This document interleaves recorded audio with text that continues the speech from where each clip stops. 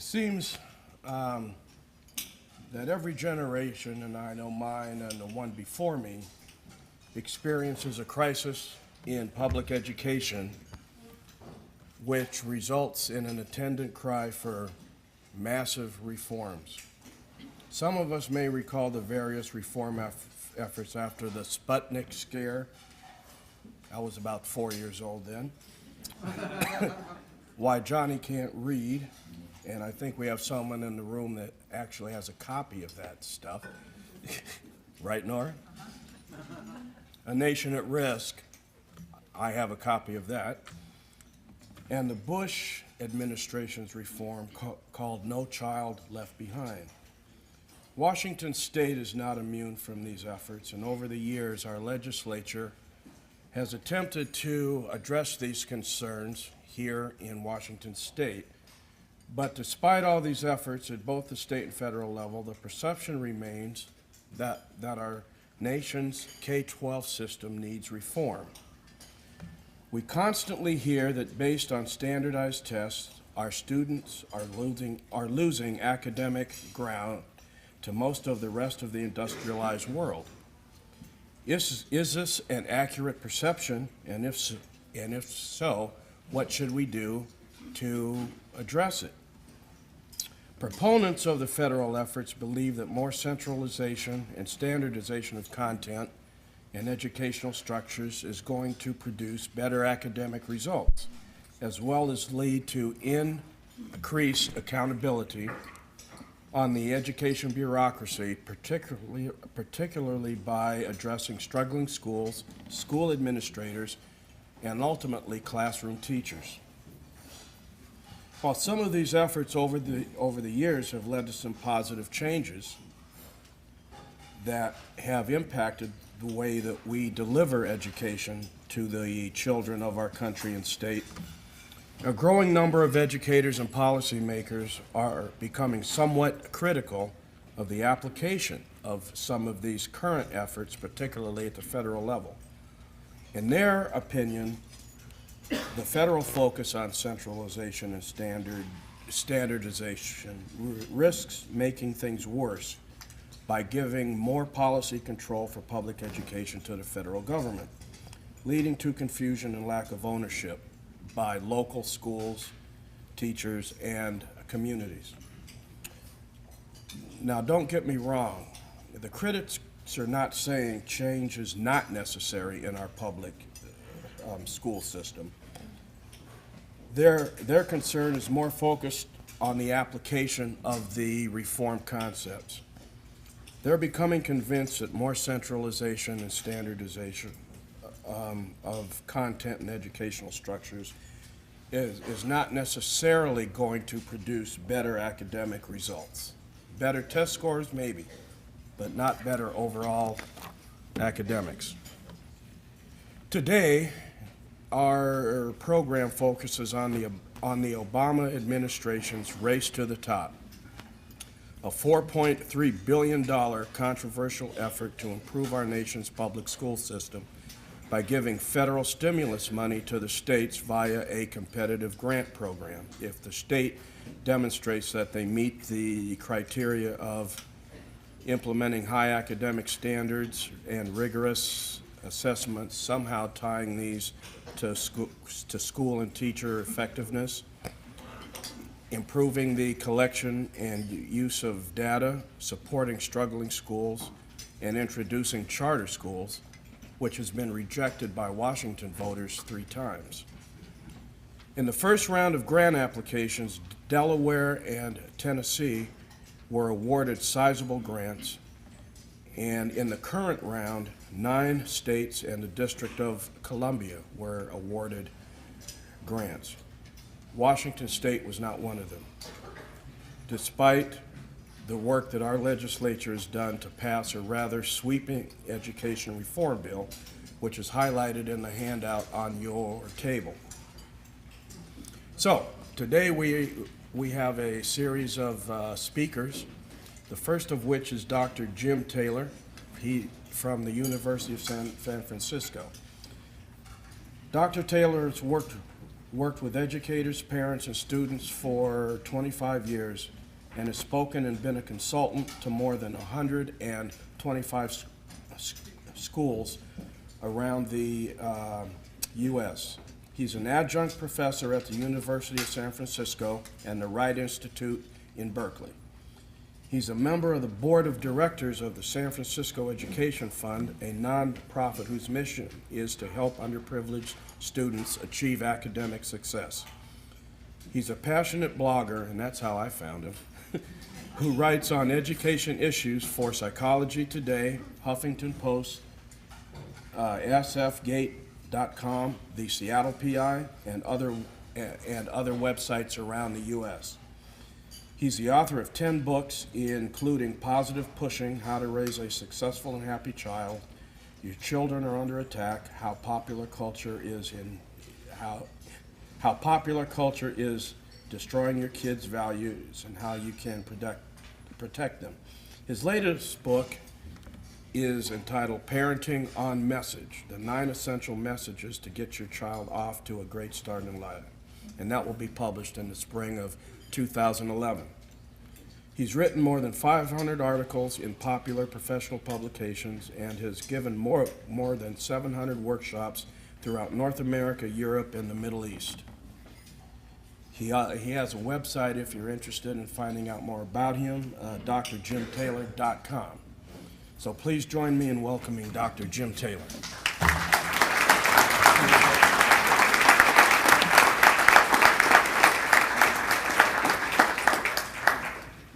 Well, thank you. It's a pleasure being here, and I have to confess that I'm not sure which is more terrifying: publishing a blog on my post on my blog, and then a few hours later scrolling down to the comments section and reading all the comments, many of which are not at all complimentary of my ideas, or sharing my ideas with you folks and this esteemed panel of educators. My goal is, after I present, you won't call me a lot of mean names like they do in the comments section of my blogs. As I prepared this presentation, I decided not to focus entirely on Race to the Top and sharing these ideas, but to couch Race to the Top within the context of broader public education reform, because I don't think we can divorce the Race to the Top from the social, political, and educational philosophies from which they're derived. So as you see, I'm going to weave in and out issues of broader public education reform with that of Race to the Top more specifically. So let's start getting our hands dirty. 5 problems and solutions for public education reform. Whoops, let's back up one. Problem number 1, reform is dishonest, amorphous, inaccurate, and unrealistic. That's quite a mouthful. So let me talk about what exactly I mean by this. First of all, it's dishonest. Now, when I accuse public education reform of being dishonest, I don't mean in a mean, malicious, intentional way. But what I mean is that what we're talking about really is not public education reform. We're talking about education reform for the poor. And I think it's important that we identify specifically and be honest about what the problem is. Why do we call it public education reform? Because it's politically correct. It is, we're a democracy and everybody's equal in our country. But I think it's important to label things very specifically for what they are. Second, yes? Get a little closer to the mic. A little closer to the mic. Okay, sorry. Second, it's amorphous. Skip just mentioned several of the main reform areas. And as you'll see, they lack specificity. And let's run through these quickly. Here are the 4. Let's look at them. Again, these are the main areas for which Race to the Top is aimed to achieve. First is adopting standards and assessments that prepare students. Well, first of all, standards and assessments don't prepare students. A quality curriculum prepares students. Oh. Thank you. Are standards and assessments necessary? Absolutely. Second is build data systems to measure improvement. Yes, we need data systems to create transparency and accountability. But should that be a central component of Race to the Top? It just doesn't strike me as being at the highest order of importance. Number 3, develop better teachers. This one I can thoroughly agree with. This is probably the foundation. The research is very clear that the best education comes from the best teachers. So that I'm totally in support of. Lastly, turn around low-performing schools. This should not be one of the areas of reform. This is the ultimate goal. The question is, how do you accomplish that? And there's not enough clarity and specificity in Race to the Top, from my perspective, to get to that place.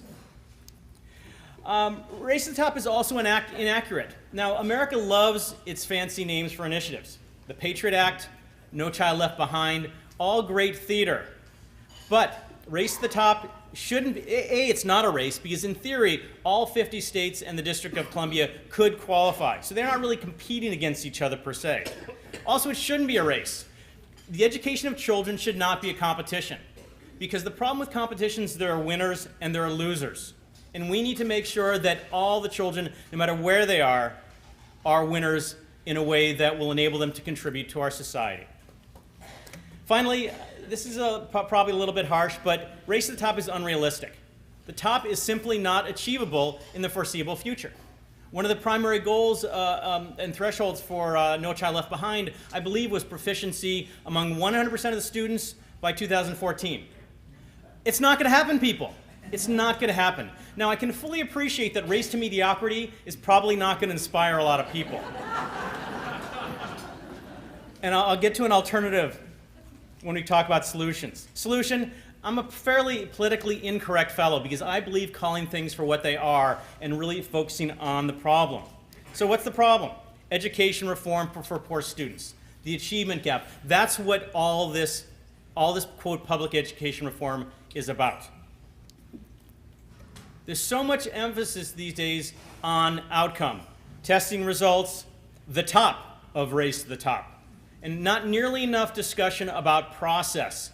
And there was an interesting article in the periodical Education Week that found that kids who were exposed to what was called a performance orientation, what I call an outcome orientation, where the focus was on testing and producing results, performed less well than children who were exposed to what they called a learning orientation, what I call a process orientation. That is, how you go about getting those scores.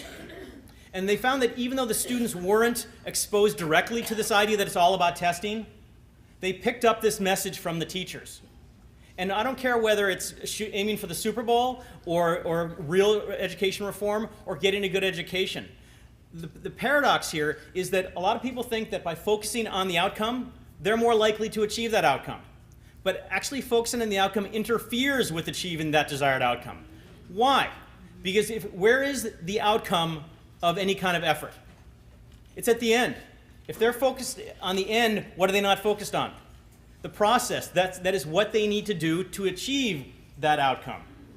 And here is the irony. If you get kids, people, teachers, legislators focusing on the process, that is what they need to do to achieve the goal, what's the likely outcome? The goal that they wanted in the first place. So there needs to be far more attention focused on the process. So you need a sporty title. Because people say, well, titles and names for initiatives, for legislation, well, they're just words. But as you know, if you follow politics, that whoever frames the narrative frames the perception. And so I'm going to be a little bit, again, politically incorrect. The Patriot Act, who's going to vote against the Patriot Act? Because if you do, well, some of you apparently would, but but the reality is you would then be labeled as unpatriotic. Okay, here's my fancy little title. Removing Obstacles, Creating Opportunities. ROCCO, we like our acronyms too. Education Reform for Disadvantaged Children. This specifies very clearly a process, removing obstacles, creating opportunities, and the outcome, creating reform for disadvantaged children. I'm throwing that out, take it for what you will. When you call it what it is and you focus on the real problem, you can direct resources where they need to go. And just as importantly, you can remove resources and rules and regulations and laws from schools that don't need it. I happen to live in a fairly affluent suburb of San Francisco, north of San Francisco, and very good schools. They don't need any of this stuff. The kids are going to do just fine without any of this burden.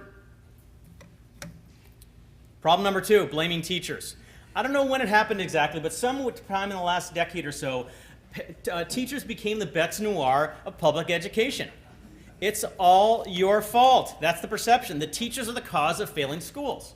Now, are there bad teachers in this country? Sure. Are there enough of them to cause schools to fail and to not serve our students? Not nearly.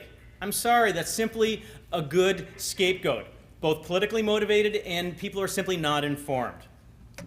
Another perception: teachers are unqualified, entitled, and too comfortable. People, we're not talking about CEOs of companies getting multi-million-dollar compensation packages here. We're talking about teachers who are doing the hard work. Unions are obstacles to reform. Very touchy issue here. But let's talk about teachers' unions. What is their job? What is the job of any union? To provide representation and power to a group of people that are powerless against those who have the power. So, I'm a big believer in unions. At the same time, as we'll get to, there are some problems. And yes, teachers' unions have signed some sweetheart deals. But you know what? That's their job. And in negotiations and contracts, it takes two to tango. Somebody on the other side signed the contracts too. If they didn't like it, they shouldn't have signed them. It's not as simple as that, of course, but that's the basic foundation of negotiations and contract creation. Base teachers' evaluations on student performance, another hot button issue. There are far too many factors that contribute to student performance than that of teacher quality. Should evaluations be a part of it? Should student performance be a part of those evaluations? Absolutely. We have a long way to go before we can say they have this massive role. Solution: restructure perceptions and contracts. First perception: teachers should be our heroes. I'm sorry, like the soldiers in Iraq and in Afghanistan, teachers are on the ground, doing the hard work in the trenches. I've used a lot of war metaphors there every day. They should be rewarded and they should be respected. Unions are not special interest groups. It kills me when I read how politicians and other commentators say that teachers' unions are special interest groups. They should have offices on K Street and be lumped in with big business, big pharma, big agri, big finance. Teachers' unions are not special interest groups. Teachers' unions are ordinary interest groups. Why? Because they represent ordinary people working with ordinary kids trying to do extraordinary things. And so enough of this idea about unions being special interests. Now, do they have a powerful influence on what goes on? Yes, but they're coming around. There's a trade-off. What can teachers' unions take? Increased pay. Because teachers are vastly underpaid and they should be rewarded for the impact that they have on our society. The sad thing is that their impact is usually anywhere from 5 to 10 years removed. And Americans don't appreciate those long-term connections. And that's we've had a lot of problems in the business world, the corporate world, because of that. What do they have to give up? Seniority and tenure. I was a full-time professor for 5 years, and I never have been and never will be a supporter of tenure, because you lose the incentive to continue to grow and contribute in a strong way. Teacher evaluations. There needs to be a formula that includes teacher observation, added education and training, school performance, and yes, student performance. But we need to do a lot more research until that formula is perfected. Because as I've talked about, there are a lot of factors that go into student success. In the DC model, Michelle Rhee has done an incredible job. Worked with the unions, give and take. I think that's going to be a great model where ultimately it's win-win-win. Teachers win, the administrations win, and ultimately what's the goal? The kids win. That's the goal. And by the way, I think that both bureaucrats in Washington, administrators in states and local school boards, and teachers have lost sight of that. And getting back to what's the real goal here. Problem number 3, teaching to the test. What are some of the problems? People have this perception that test scores are the goal, that they're the outcome. Test scores are not the goal. They're a measure of the goal. And what goal are they trying to measure? Education. How well educated our kids are. Is that happening? I don't think so. Why? Because there's a disconnect with the real goal. It's been about, let's just raise the scores. And yes, more kids are graduating from high school, more kids are going on to college, but I think the recent stat I read was that 40% of college freshmen have to take remedial classes because they're not prepared for college. What does that say about our educational system? Well, they scored enough to graduate, Clearly, they're not being educated. Students are taught to take tests, not learn. Again, losing touch with what the real goal is, to educate our kids. So much time is spent teaching the test that they're not being educated. Hatred, powerful word. Administrators hate teaching to the test. Why? Because their schools have become fact factories. Teachers hate teaching to the test because they're put in very small curricular boxes that are focused on preparing their kids to take tests. So the kids will do well in the tests. So the teacher will look good, the administrators will look good, the school districts will look good, and that carrot that our federal government's hanging in front of them, dollars, they will then get. Students hate it because rote memorization of facts is not a joyful or motivating experience. And if there's one thing that we can do to improve the quality of education for underserved kids is increase their motivation to learn. Whole nother topic.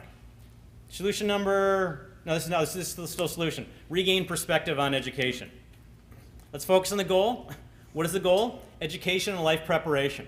Prepare kids for college, for career, and by the way, I'm a strong believer in two-track high schools because there are some kids who simply aren't going to go to college. So if you can give them the tools they need to develop a meaningful career and earn a decent wage, that is a success. And ultimately, have them become responsible citizens of our country. Those are the three keys for education for me. Use testing as a means, not an end, to assess effectively whether kids are being educated. If you do that, you need to assess a wider range of skills. Yes, of course, the 3 R's, but also critical thinking, hard work, life skills. I'm not sure if you saw the report that came out recently, an analysis of some data from the 70s of a randomized experiment that found that kindergartners who received a quote, quality education based upon higher quality teachers, they didn't test any better than those who didn't receive a good education in kindergarten in elementary and secondary school. So testing didn't parse out any differences. But after these kids were followed after high school, and they found they had higher incomes, they had more likely to have retirement plans, and they had better overall life quality and satisfaction. What does that say? That the current tests that are being used are missing something really valuable. And by the way, in terms of what teachers deserved, these researchers calculated that a kindergarten teacher, in terms of later economic gain, should be paid $342,000 a year. And I'm sure, yeah, if you're a teacher, if you're a teacher out there, you're thinking, absolutely. And you know, if I were a philosopher king, I would be paying the Major League Baseball players and the CEOs $62.5 a year, and the teachers would be getting multi-year, multi-million-dollar contracts. It's really easy to talk to the choir people, preach to the choir. I'm not sure, this is probably number 3, local control of curricula. This is a very dicey issue and one that I struggle with immensely, and I might get some pushback from the other panelists. But here's some of the problems I see with local control of curricula. First of all, there tends to be a tremendous inertia of decades-old curricula. We've had it for how many years? Well, let's just keep it going. It's just easier than changing. Also, there are groups that have vested interests in keeping the status quo. Teachers' unions, school boards, testing companies, and textbook companies. Now, but many of these groups don't have the best interests of the kids at heart. Provincial and ill-informed thinking. I'm clearly making a judgment here, but if you look at in some of the school boards and school districts around the country, you see educational, social, and religious ideologies that I believe shouldn't be in our schools. I'm sure if I presented this to other parts of the country, we'd get a very different response. But I probably wouldn't be invited to speak at those other parts of the country. And people, we live in a flat world. Thomas Friedman, the columnist and best-selling author, coined this phrase. 50 years ago, yes, local school boards and states were probably better prepared to educate their kids because they knew it was best, because those kids were raised there, were educated there, and stayed there and worked there.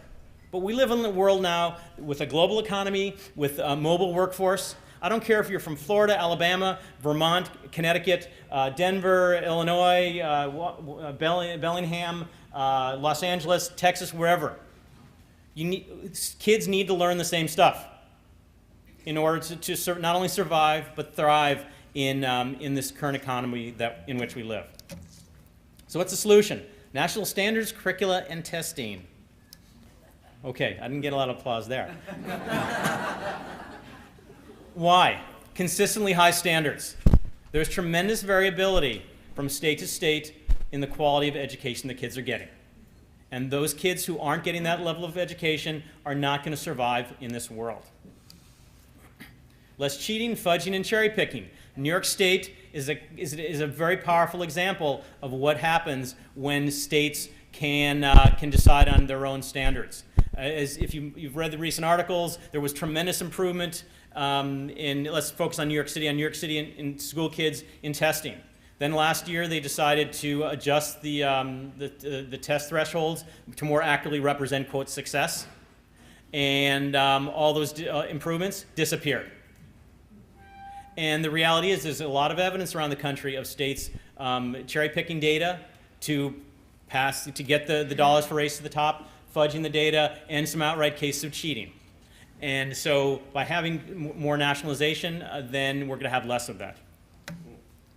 Susan Engel. If you want to go to NewYorkTimes.com, type in Susan Engel. She's an educator from Williams College in Massachusetts. She wrote a wonderful op-ed about the need to overhaul education curricula based upon the latest science and what's happening on the ground now. She used a great phrase. She talked about raising children, not test scores. They need to be prepared for a flat world. We need to prepare our kids, and the way we do that in every part of the country is to make sure that everybody is performing up to the same standards. Problem number 5, fixing schools, not students.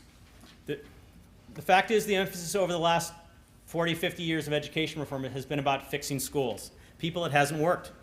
Decades upon decades and billions upon billions of dollars have been spent with no appreciable return on investment. Why? Disadvantaged students are simply unprepared to succeed in school. And there's a wealth of research showing that disadvantaged kids are exposed to fewer books. They're babysat by television. There are fewer words used in the family. There's fewer bi-directional conversations. Very real family and cultural differences between more advantaged kids and those who are less advantaged. I really believe, well, I'll save that point. So, I believe the real fundamental problem is that kids are simply unprepared. So what happens when they get to school? Schools are playing catch-up. And most of the kids are not catching up. There are some pockets here and there, but overall, disadvantaged kids in our country are not catching up, which means that from all through school to when if they graduate from high school, through their careers, they are behind and they're not going to catch up. So what's the solution? Fix the kids, fix the students. I've developed this notion that I'm going to be writing about in the next couple of weeks called the American Parent Initiative. A couple components to it. First of all, creating an ongoing series of public service announcements by politicians, by celebrities, pop stars, athletes, about be the best parent you can be. We need to start putting into the minds of parents, particularly disadvantaged parents, but believe me, even in affluent Marin County north of San Francisco, there are parents who could be doing a lot better job being parents, of what parents can do to become better parents. Another initiative is Parent for America, modeled after Teach for America, that is train college graduates, retired people in all walks of life to go in and work with disadvantaged students, disadvantaged families, and help the parents to better raise their kids in terms of reading, nutrition, exposure to popular culture, all these different things. If we can change the culture at that point, then schools are going to improve. And within a couple of generations, the family cultures will change. Kids, read for kids' futures. We need to team up with established organizations such as Big Brothers and Big Sisters, Reading is Fundamental, and make sure that kids are getting books, and our reading, because that, from what I understand, is the single greatest predictor of success in school. There was a fascinating research study done not long ago where they gave disadvantaged kids books at the beginning of the summer. They didn't ask them to read them. They simply gave them a bunch of books. And simply the presence of those books prevented what's called the summer slide, where their performances in the following fall continue, where they basically lose what they had learned previously. So somehow just the presence of books, the researchers suggested, creates the perception that I'm a reader, I'm a student. Lastly, care for children. I think we might be the only civilized country, developed country in the world that doesn't have quality, affordable childcare and preschool for everybody. And this is a travesty, because the fact is a lot of the families of disadvantaged of kids can't do everything because they're working a couple of jobs, they have a lot of stress. So, but if there's quality childcare, they can take up some of the slack. And I don't want to get into who's going to pay for it, but my basic thinking is private companies subsidized and looked over, overseen by a federal agency of some sort. Final thoughts. School reform is a necessary but not sufficient contributor to student success. We absolutely need education reform. We need changes in our schools, because you can take the best prepared kid and you put him in a poor school and he or she is going to underperform. But it's not enough. Race to the Top has some laudable elements, but for me it's not a sufficient departure from the status quo. Arne Duncan is not doing anything dramatic or radical. And it's not, and also there's not enough process in the criteria. It's all about outcomes and thresholds, but not about what exactly do we do here. Is demography destiny? In a speech Arne Duncan gave in introducing Race to the Top, he said that demography doesn't have to be destiny. Kids don't have to get out of poverty in order to get a good education. Well, I'm sorry, but decades and decades and billions upon billions of dollars have proved him wrong. What's the real solution? Meaningful change. It'll require significant societal and economic change and, capital A&D, dramatic reforms in schools. With that said, thank you very much for your attention and interest.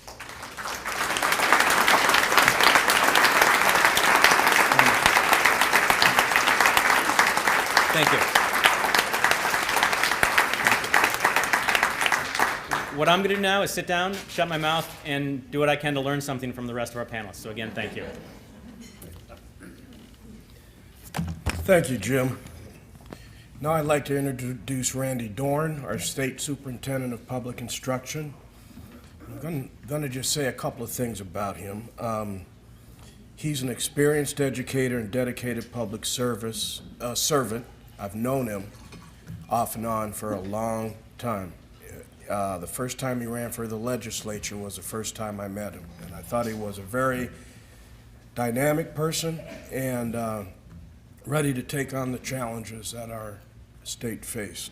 Since those days, I mean, he started out teaching in elementary and middle schools, and then he served as an elementary and high school principal. For 7 years, he served in the State House of Representatives and was a key sponsor of some education reform bills. As a state rep, he also chaired the K-12 House Education Committee. In '99, Randy became the executive director of the Public School Employees of Washington, the second largest educational employees organization, which is code for union, in Washington State. And now he is the superintendent of public instruction, responsible for the support of all of our K-12 school districts. Please give your warm welcome to Randy Dorn.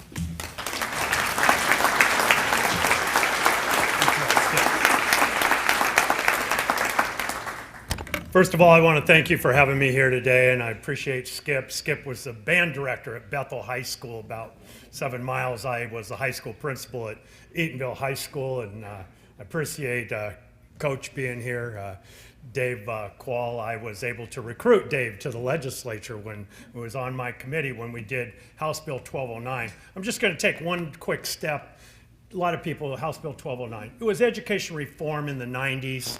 And what was it really? We had always given money to schools and said, I hope kids learn. We didn't really know if they were or not. So what we said was, we're going to give you the money, but show us whether kids are learning or not.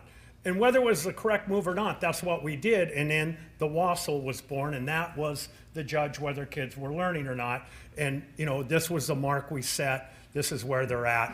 We have a benchmark of whether kids are learning and moving up the benchmark. Now I'm supposed to talk to Race to the Top. First of all, I want you to know, did that work? In 93, did it have any effect at all? I was an elementary teacher at the time. I want you to know, if I went in and asked my 5th grade teachers, what does good writing look like? They usually did this. Well, a G looks like this. Okay, that was good writing. In the 5th grade, we didn't have what are the 5 elements of good writing across the state, know how to look for good, solid writing in the 5th grade, how to teach it, and what to look for, and then are we going to assess it. We have dramatically improved the writing of 5th graders in the state and the writing of across sophomores in the state. We did elevate that. Reading, literacy, we've done a much better job in literacy. Math, we're still struggling with. Math is a different animal. We've not really figured it out. But being an elementary principal, I kind of know how that happens. The people that go into elementary school, do you think they're math people or do you think they're literacy people? They're literacy people. So we have to do a better job of helping them feel comfortable in math. So let's talk about Race to the Top.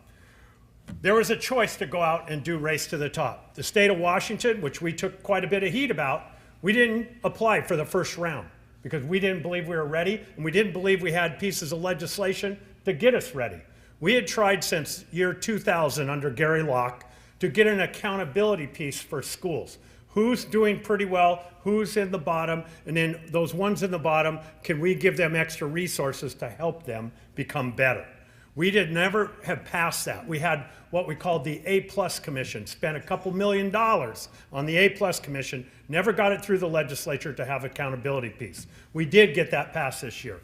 An evaluation, we had not changed our evaluation system for teachers or principals for 30 years. There was no mechanism to use multiple measures, whether you're talking about the state assessment system, for those people in the education system, like in 1st, 2nd, 3rd grade, there's a test called DIBELS. It's a vocabulary test. And then we didn't have the ability to use that in assessment. And now it says it can be an element of the assessment.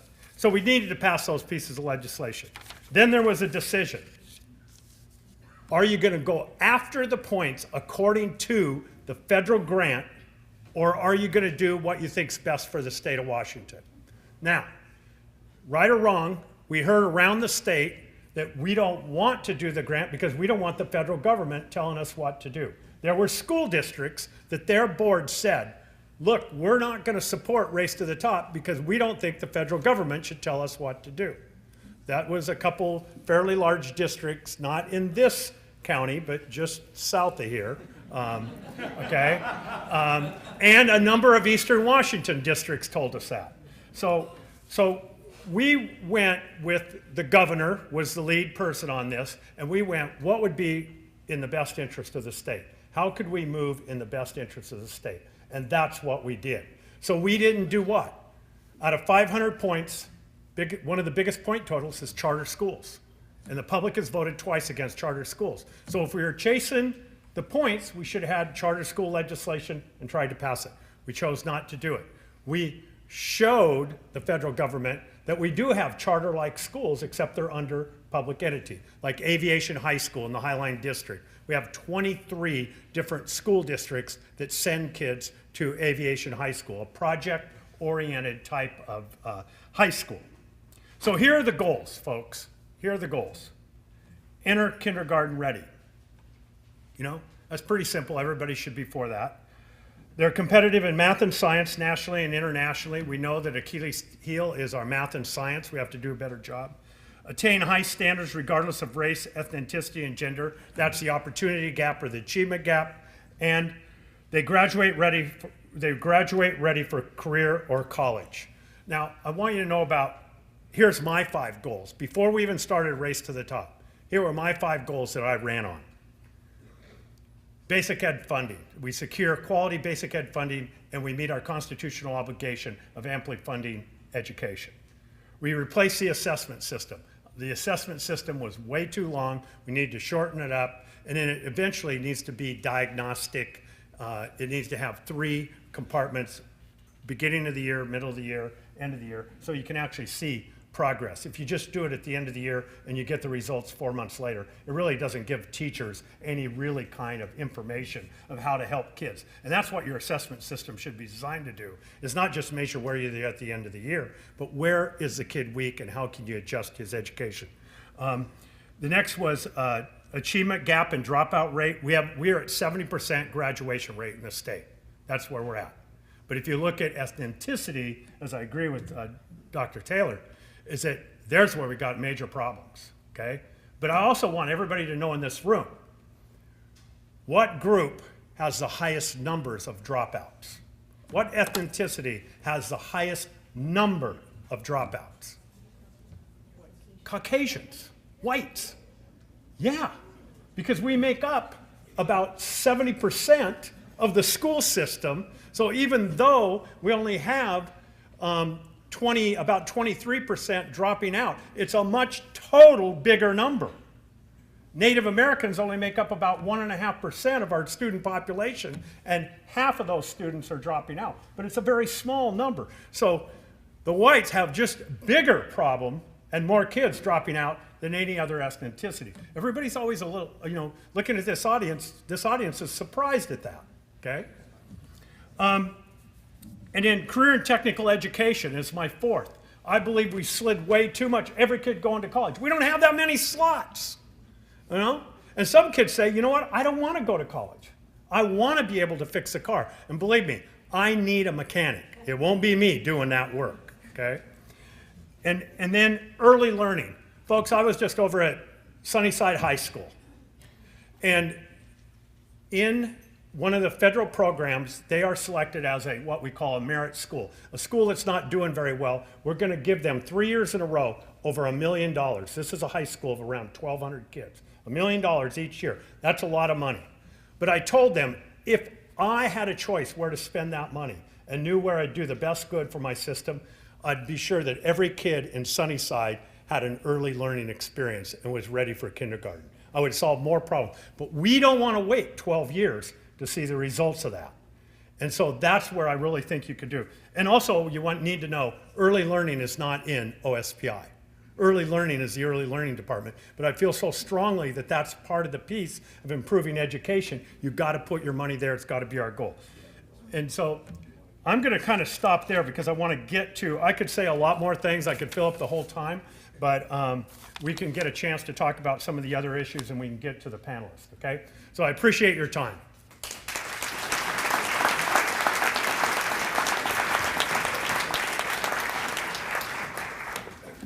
Thanks, Randy.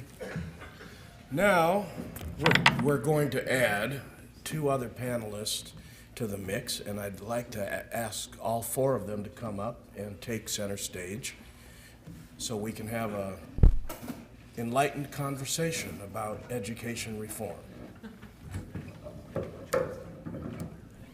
Linda. I'm going to give you this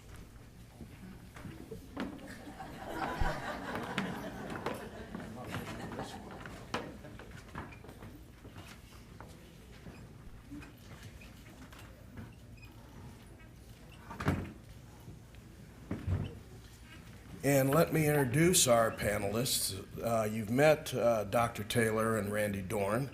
We have Linda Quinn, who is the current superintendent in the Ferndale School District, and Greg Baker, who is the new superintendent of the Bellingham School District. And what I would like you to discuss, or what I'd like to ask you is, how do all these reforms, Race to the Top, the latest reform efforts passed by the legislature, how are all those things going to affect the way you deliver education at the local level?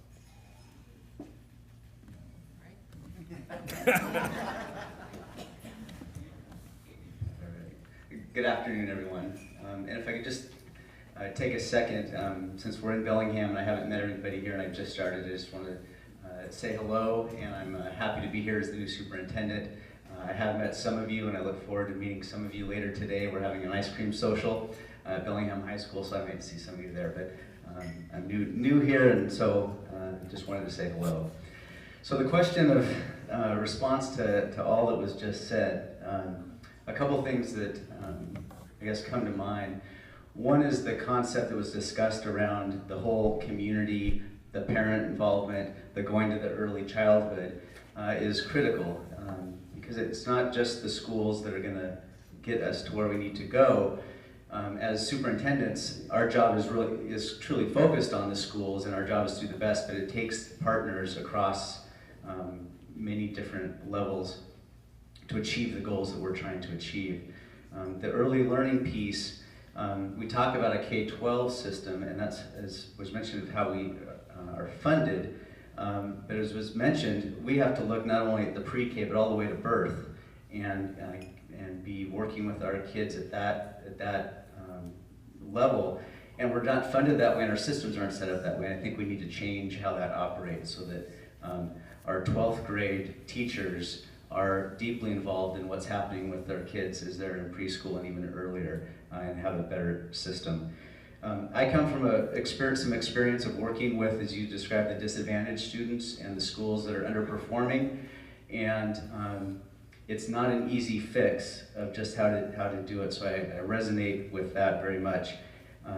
And much of what you described, I didn't know what you were going to say when you got up here, but a lot of it I think people resonated with and I agree with. Our schools can't operate as independent, autonomous schools. It has to be a system, and I think you addressed some of that, and you did with the national standards and the national curriculum conversation. I've been to too many schools across the country that are just so very different of what's going on in those, and I think to bring some commonality about where we're trying to go and some tools is helpful. Teachers want good materials and good practices, and not have to make them up by themselves. So I really resonated with that. One of the quotes you said was removing obstacles and creating opportunities. And I think there's probably not a whole lot of teachers in the room because they're all they're back to work right now getting our schools ready and they're in professional development. There might be a few. And that's our job every day in education, is trying to figure out by student what those barriers are and removing those. And then creating new opportunities. And oftentimes we get stuck in systems that don't allow us that flexibility. And I don't create policy like some other panelists here, but we need to be able to have some room to maneuver to really figure out student by student. So those are just some initial reactions. Let me hand it over to you.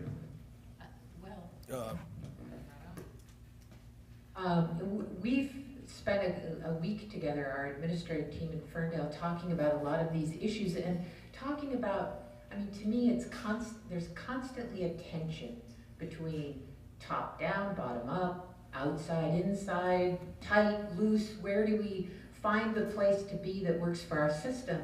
And what I hope we're trying to do is figure out how to work, at least within our district as a system, and how to focus on, we're talking about building on strengths. I really appreciate what you said about teachers aren't the problem. And I think I've thought a lot about the fact that the frame that we're currently using to talk about all this, the whole idea of the achievement gap as a frame for considering school reform, puts all of the onus on schools to fix all of the social ills. And there are just a whole lot of problems for me with the achievement gap frame. You talked about all the different, the different abilities that children come to us with, and if our teachers are doing what they are good at doing, they're going to, all boats rise. So even that equation of the achievement gap, one way to close it is to hold the top down. I hope we're not going to do that. But if we're teaching all kids well, the gap is going to move until we do some things with early learning. We're trying to figure out how to find the place on that continuum between standards and standardization, and between tight and loose, and between classroom academic freedom and building on kids' strengths, so that we can serve every kid. I also appreciate what you said, Randy. Randy and I we both came from the same district, kind of. He was a graduate of the high school where I was principal for 10 years, although he was not my student. We started it, but we overlapped in a lot of ways, and I have two children who are 5 years apart in school, and they went through the same schools and had excellent teachers, and the same schools, same excellent teachers, but the second one went through after HB 1209 and got a better education, just because we were more aligned. We were aligning things. We were talking vertically, so I appreciate that too. I'd just like to add just a couple things is the idea of what is education.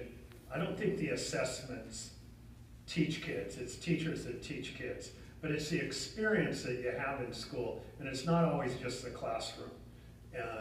It is, it's FFA, FBLA, it's your sports, it's band, it's your art clubs, it's all those other things that kind of add up to our wealth and variety of education for all kids. And so that type of education, and I think when you're talking about, when you're saying for the poor, is a lot of kids don't get those experiences because they didn't have parents that could afford taking a kid to the museum, taking a kid to the beach, taking a kid to the city, taking a kid onto a college campus. I mean, those are things that become obstacles for a lot of kids to reach what they want to do. So we have to take a look at the education. I mean, I had 3 boys.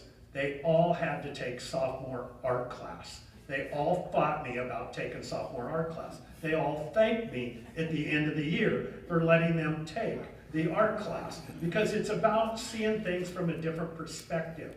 So education isn't just, I mean, today I know there's a lot of college educated people here, and we all believe that algebra and geometry is very important. So I have a small 3 problem test to give you to see how important it was to remember.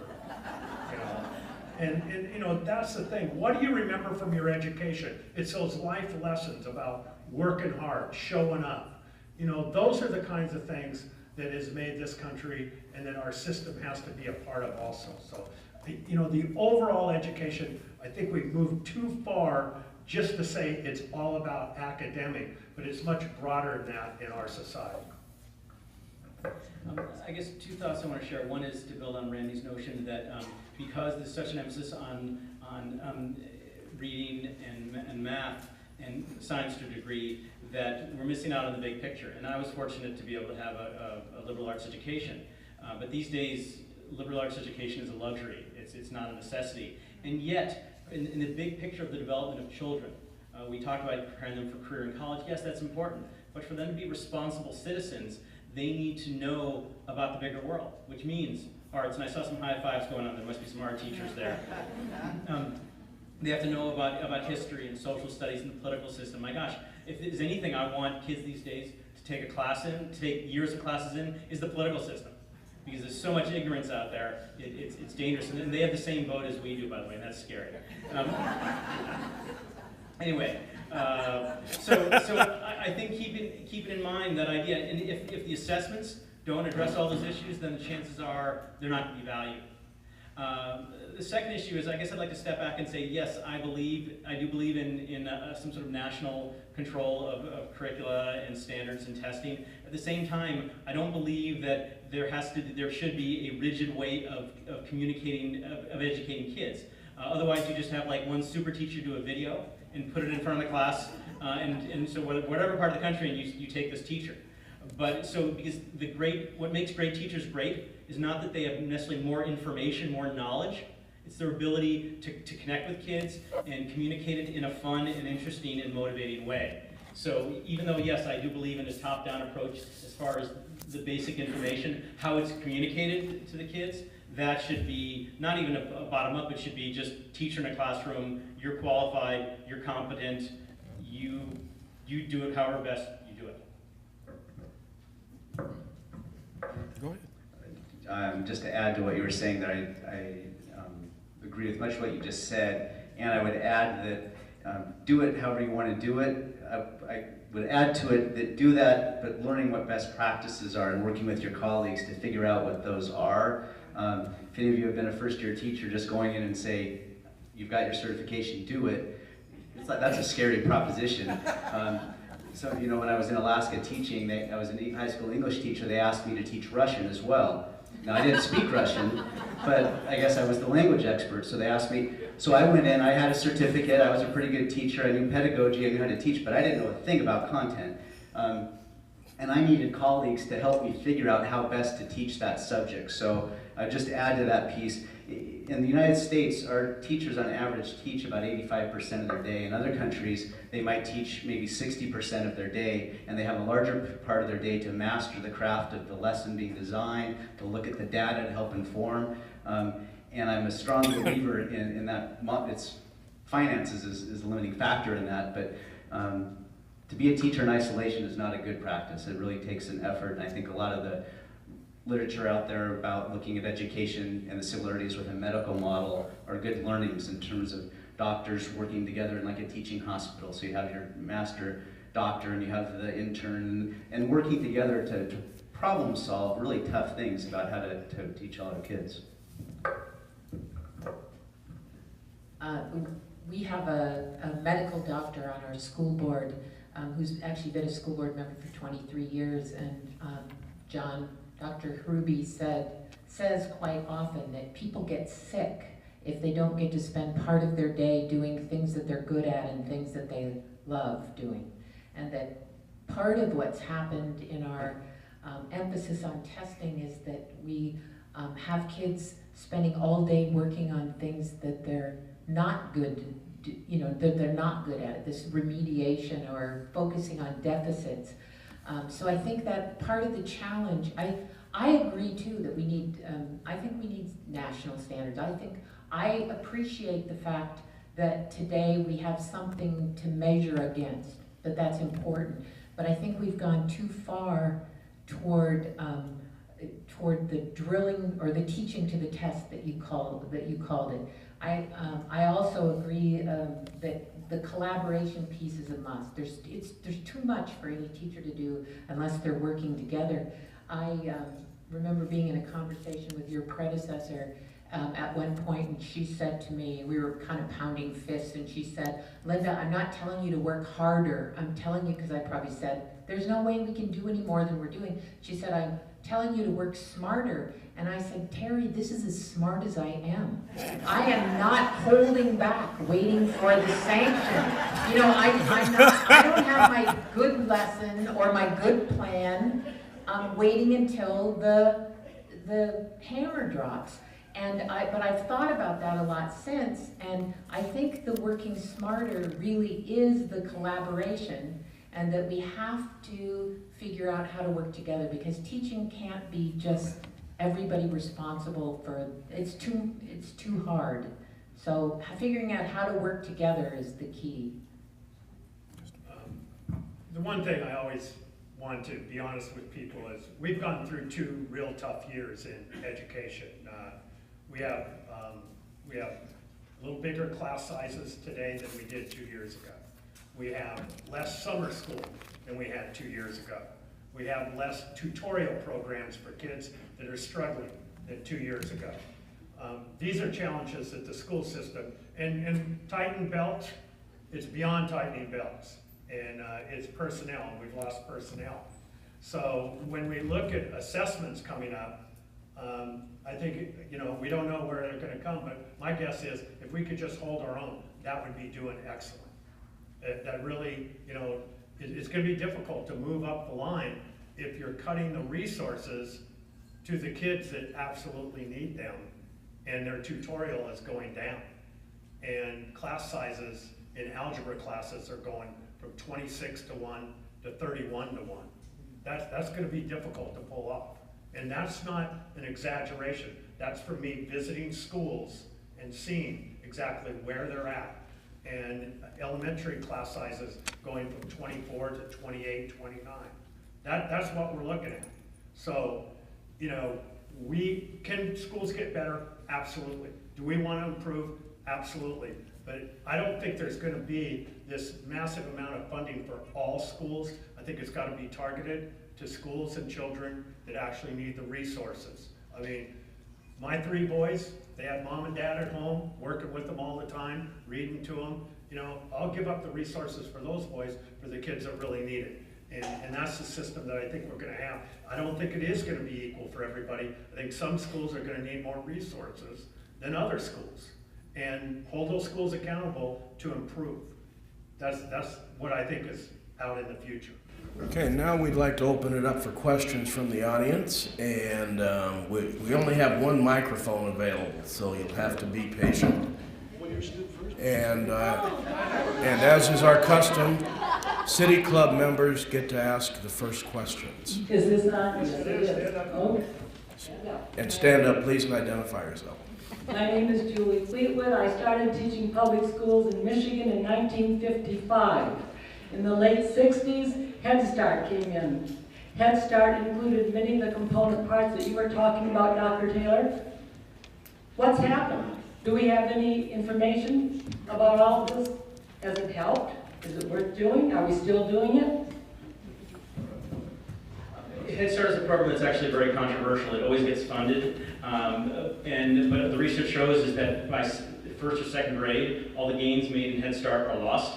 My belief is that because these kids are put into schools that are of poor quality, and so the gains that were made are lost because they're not built upon. There are certainly pockets around the country.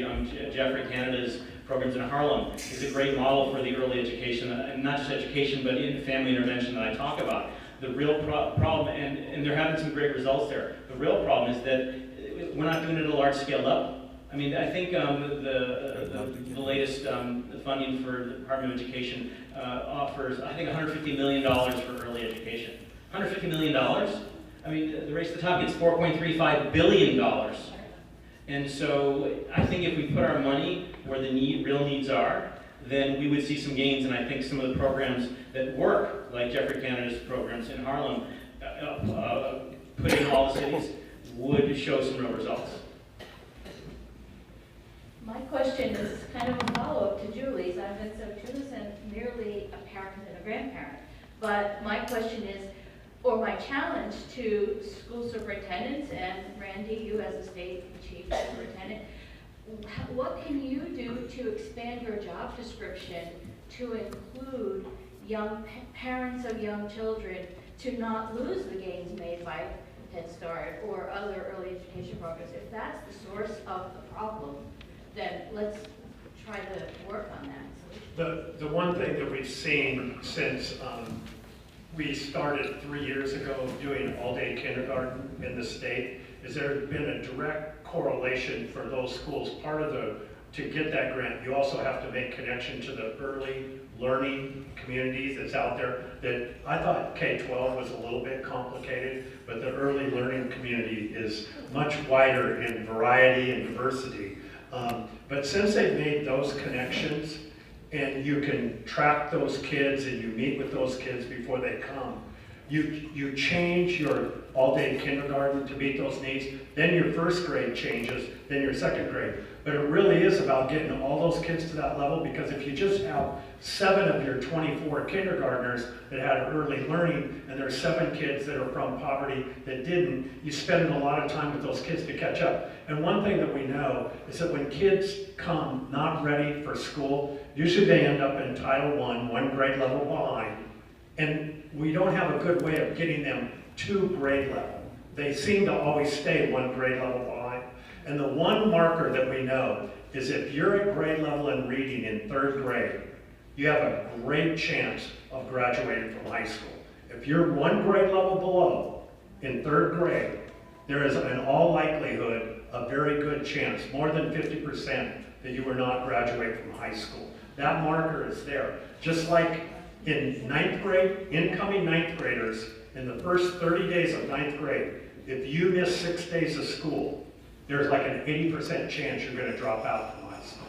So, you know, those trackers, we know, but you got to have the resource for your Bellingham High School to have literally a graduation mentor for those incoming ninth graders in every class, because they don't have that support mechanism of good parenting that they're going to track them and stick with them. And the one thing that kids dropouts say, why did you drop out? I don't believe anybody at that school cared about me. Yeah. And the kids that just barely make it, why did you not drop out? Because there was Mr. or Mrs. So-and-so that I knew cared about me. That's the difference breaker. It's not some big program or some big difference. It's the relationship that a kid develops. We're struggling in Ferndale with just exactly what you're talking about. How do we align our resources with what we know about early learning? We did make the decision this year, somewhat counterintuitively, at a time when we're cutting budget to return to full-day kindergarten for everyone. Not 100% of the people thought that was the right time to do that, but our board did, because the research is great about that early learning. We also, with the help of our staff, started this past year holding meetings for families who had birth to 5-year-old children, to try to start a relationship with them as soon as they had their babies. We were fortunate to get to also link in, I think it's Nooksack Valley School District has a grant, an early learning grant, and several of the other districts in Whatcom County, they shared some of their resources. So we are trying to get, and Greg's new, so he probably doesn't know all of that yet, but we're in Whatcom County, I think we're really trying to focus on that early learning piece, because we know that the gap is so much smaller. If we can close it there, it won't keep getting wider. Also want to introduce Rita, Dave's administrative assistant. That Dave did a lot of work, but Rita was part of doing that work. And I don't know if you're going to return after Dave retires, but Rita did a lot of work, and Dave's wife's here too. But if I ever needed anything in education, even in my other years before I was superintendent of public instruction, I could call Rita and she put her hands on it and got it for me. So I want to thank Rita for all her years of service in education.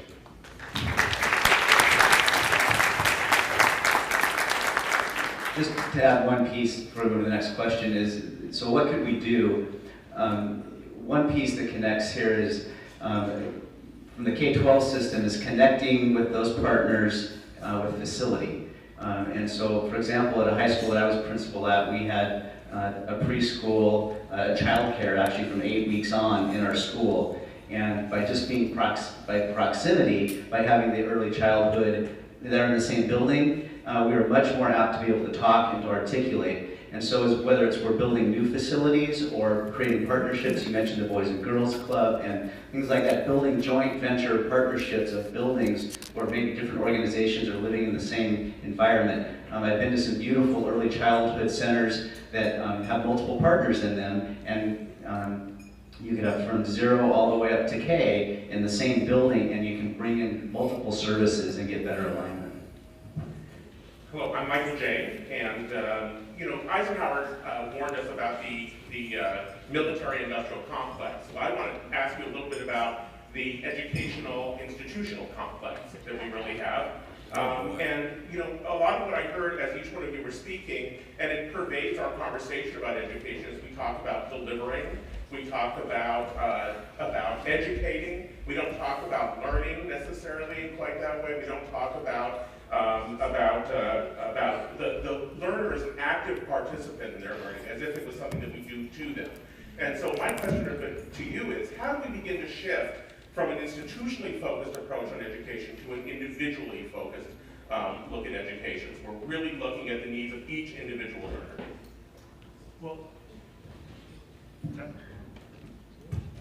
Well, first of all, I serve on the state school board, and the first thing that's going to be interesting is a credit in a high school was always 150 hours, okay? I believe that number is going to be removed, and you're going to open it up to a determination by the school. What is a credit? So community service could be a credit. Lots of things. I think it's going to open it up, because in 1993, that was part of ed reform, is that we always said seat time and how many hours is a credit. and it was supposed to open it up, is that learning should count. Not how long you sat there, but what you learned. And Aviation High School, which is a what we call a STEM school, science, technology, engineering, and math, is that it's project-based learning.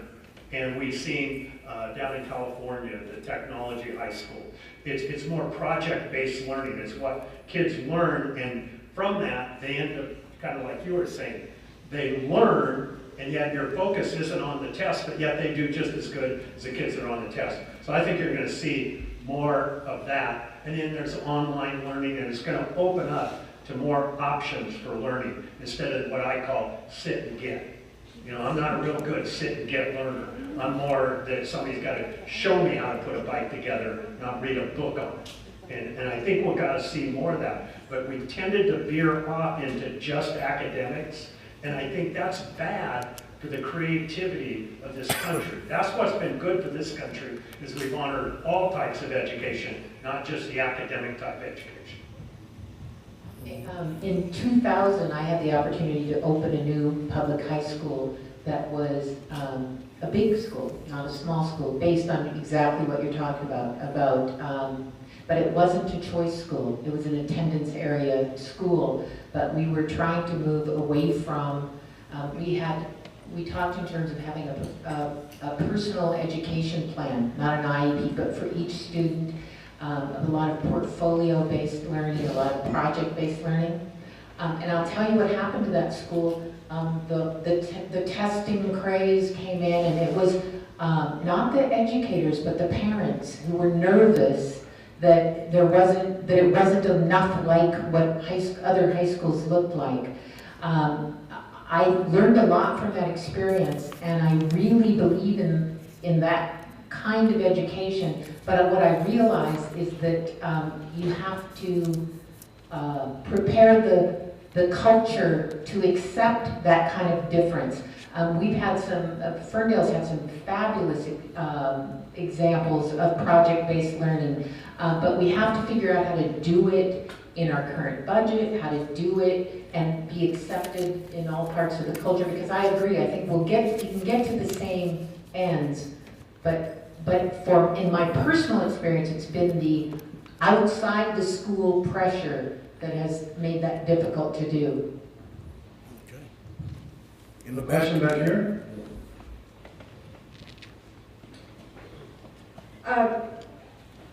I agree with most of what's been said today between Randy and Dr. Taylor. And the question that I put forth is, what is being done, and I'm going to quote a little bit of Linda here, what is being done around the culture around education, the culture in the community, especially with the poverty and disadvantaged communities, where there is no direct or very little mentoring. There is the big girls, big boys, sisters and things like that, but there is not in the community itself. I worked with some of those quote-unquote merit schools developing curricula, and the big thing about it is what is their mentors? What is what they think about? Well, that's where my brother got shot. That is where my brother got into the gangs. So what is the education culture doing towards promoting, mentoring, changing that culture, etc.? I think the word I would describe is community engagement, and that doesn't mean parents just coming to back to school night. It's actually to engage in those parents. And what we've seen in elementary school, for an example, would be in Yakima, where kindergarten teachers, they got a Gates grant, and they actually did home visits to their prospective, parents to get the trust of the Latino population. And because this is traumatic, handing over their children over to this school system that they're not familiar with. They don't speak English, but having a translator go out into those families, understand them, and in getting the engagement and the trust so they're welcome and can come into the school and and be part of that student's education and give them some resources such as books and things of that nature of what they can do with their children.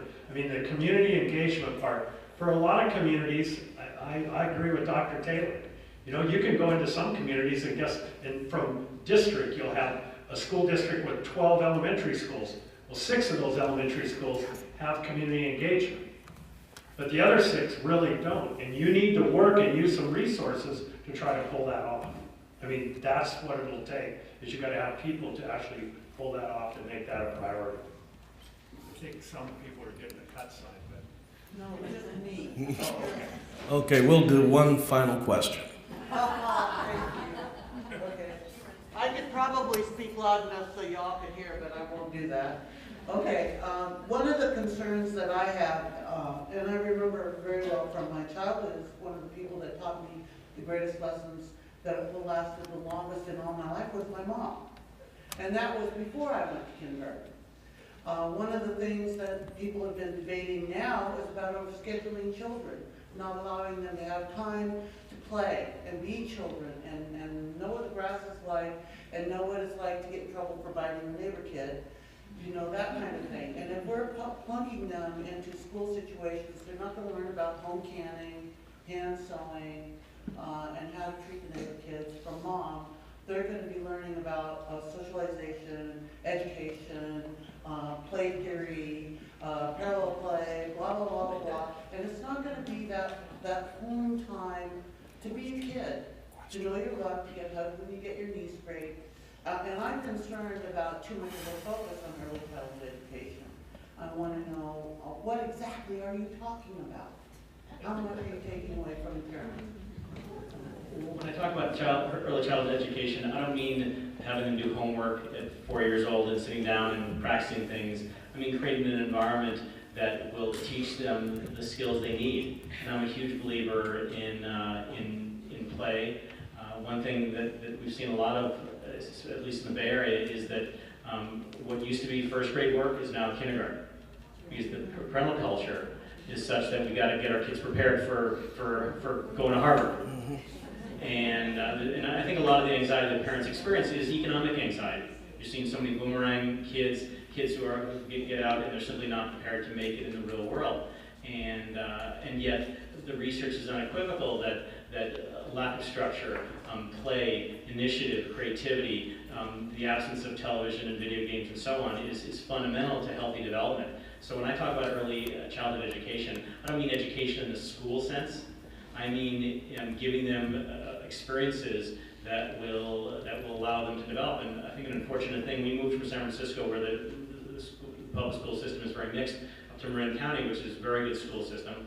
And we put our daughter into a Waldorf school, an alternative school for kindergarten, because already in this very good high scoring elementary school a quarter of a mile from our house, in kindergarten, they already have worksheets and homework and all these things, and that's not something we could wrap our arms around. And so the cultural shift we are talking about here is massive, and it's not going to start at the top. Our politicians simply lack the courage.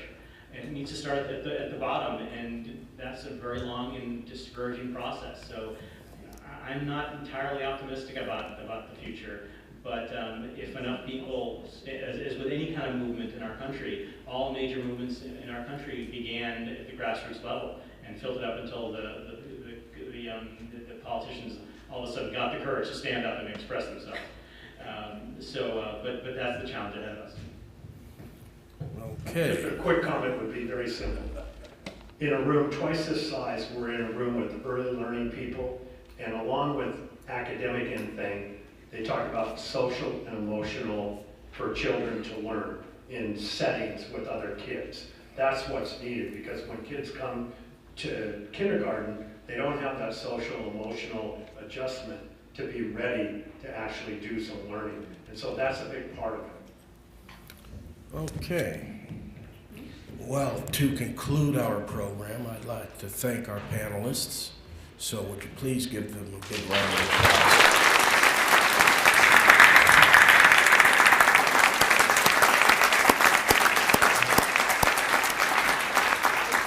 And as is our usual custom, we're going to present each panelist with a book on Whatcom Places 2 to remind them of their wonderful visit and residency in Whatcom County. Thank you for coming, and I hope to see you all next month.